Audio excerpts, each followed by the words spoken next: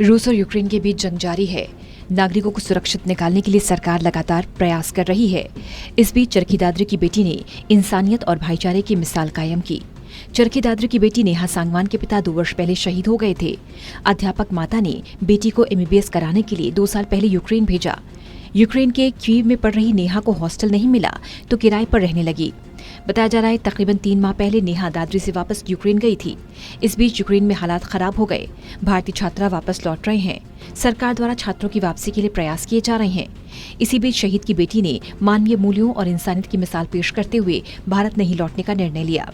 पूर्व मंत्री सतपाल सांगवान ने कहा कि यूक्रेन के हालातों के बीच दादरी की बेटी ने वहां के नागरिकों को बचाने के लिए इंसानियत की मिसाल पेश की है। बेटी के इस जज्बे को सलाम करते हैं, उनके दादरी लौटने पर सम्मानित करेंगे। जो हमारी बेटियां यूक्रेन में जो पीड़ित बच्चे हैं, जो वहाँ फंसे हुए हैं, उनकी मदद कर रही है और वो अपना आइडेंटिफिकेशन भी नहीं देना चाहती।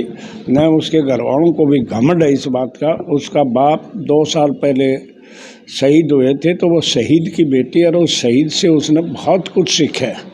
मैं तो भगवान ऐसी बेटियां सबको दे।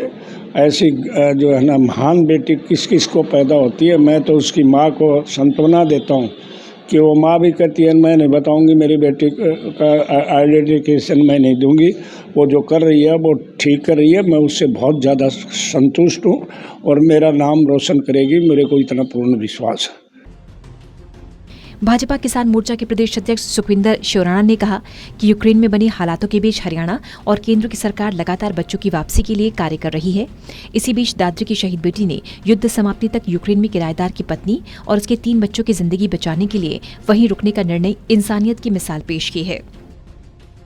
जो रूस और यूक्रेन के बीच विवाद चल रहा है, मुझे पता लगा कि हमारे चरखी दादरी जिले की एक बहादुर बिटिया ने सिर्फ वहाँ रह रहे परिवार को, वहाँ रह रहे बच्चों को उनका साथ देने के लिए और उनको आखिरी समय तक बचाने के लिए वापस देश न लौटने का जो एक इस प्रकार का फैसला लिया है, ऐसी बहादुर बेटी को हम सलाम करते हैं। और जब भी चरखी दादरी ऐसी बहादुर बेटी हमारी इस पावन धरा के ऊपर आएगी, हम सब उसका स्वागत करेंगे।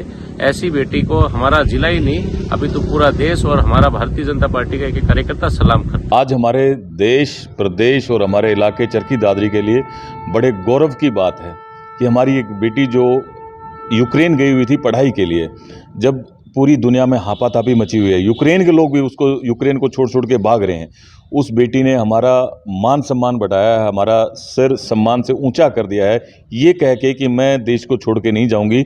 जिस परिवार के साथ मैं जुड़ी हुई थी, जिस परिवार की मैं पेइंग गेस्ट थी और जिस देश में मैं शिक्षा प्राप्त कर रही थी, आज मौका आया है तो मैं इस देश के लिए सेवा करूंगी, वहाँ के सैनिकों की सेवा करूंगी और उस परिवार के साथ रहूंगी।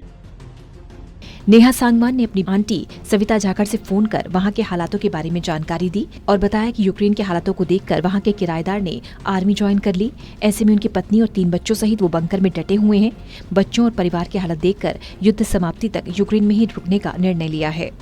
सविता जाखड़ ने इस संबंध में सोशल मीडिया पर पोस्ट की। सविता ने स्पष्ट किया कि बेटी का परिवार मीडिया के सामने नहीं आ सकता।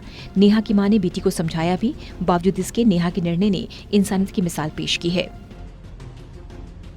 चरखी दादरी से प्रदीप साहू की रिपोर्ट।